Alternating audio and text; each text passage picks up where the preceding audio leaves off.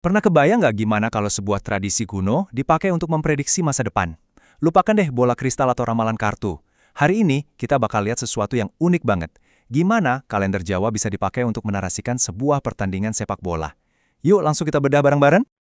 Nah, ini dia pertanyaan utamanya. Emang bisa ya kalender kuno memprediksi laga sepak bola yang serba modern?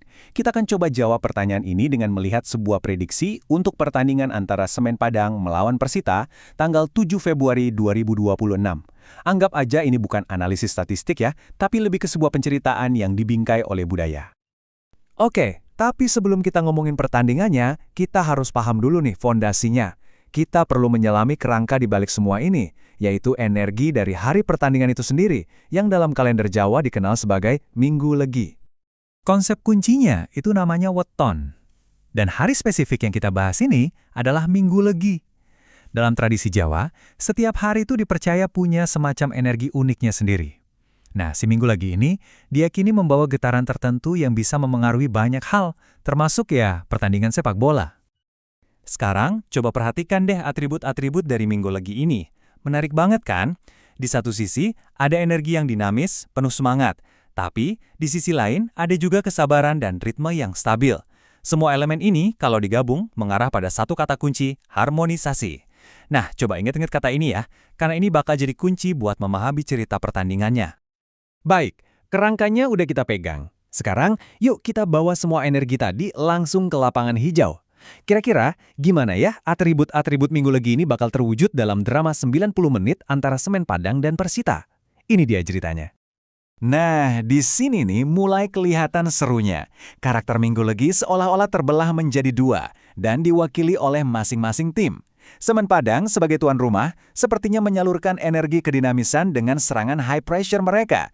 Sementara itu Persita mencerminkan sisi kesabaran dan ketenangan dengan pertahanan super disiplin dan serangan balik yang taktis. Benar-benar kayak dua sisi dari koin yang sama. Dan benar saja, babak pertama berjalan persis seperti narasi energinya. Tempo cepat dan gempuran dari Semen Padang beradu langsung dengan permainan disiplin dan taktis dari Persita. Hasilnya, keseimbangan yang tegang banget. Belum ada yang bisa memecah kebuntuan, seolah-olah energi hari itu lagi mencari titik tengahnya sendiri. Masuk babak kedua, dinamikanya makin menjadi-jadi. Semen Padang akhirnya berhasil unggul lebih dulu. Mungkin ini cerminan dari semangat baru mereka. Tapi sesuai dengan karakter sabarnya, Persita sama sekali nggak panik. Mereka tunggu momen yang pas dan jebret.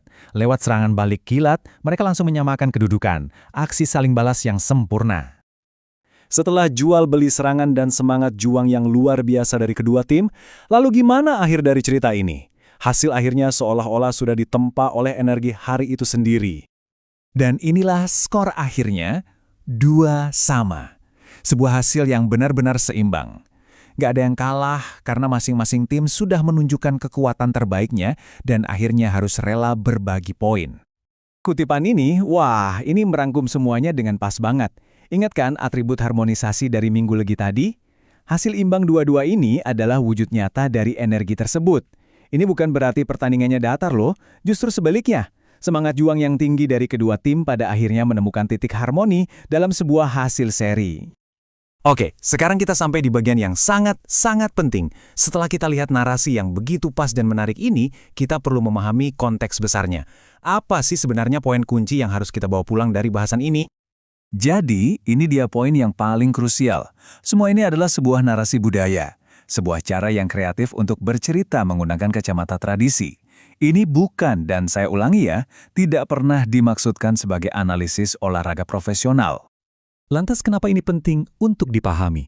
Karena ini menunjukkan betapa kayanya budaya kita, di mana kerangka weton bisa jadi alat yang indah untuk bercerita. Tapi kita juga harus tetap berpijak pada realitas, bahwa hasil pertandingan yang sesungguhnya itu akan selalu bergantung pada faktor-faktor nyata di lapangan, performa pemain hari itu, kejeniusan strategi pelatih, dan bahkan kondisi cuaca. Ini membawa kita ke sebuah pertanyaan penutup yang menarik. Kalau kalender Jawa bisa dipakai untuk menceritakan sebuah laga bola, kira-kira di mana lagi ya kita bisa menemukan tradisi-tradisi lama yang ternyata masih relevan untuk membingkai kisah-kisah modern? Sebuah pemikiran yang seru untuk kita renungkan bersama. Terima kasih sudah menyimak.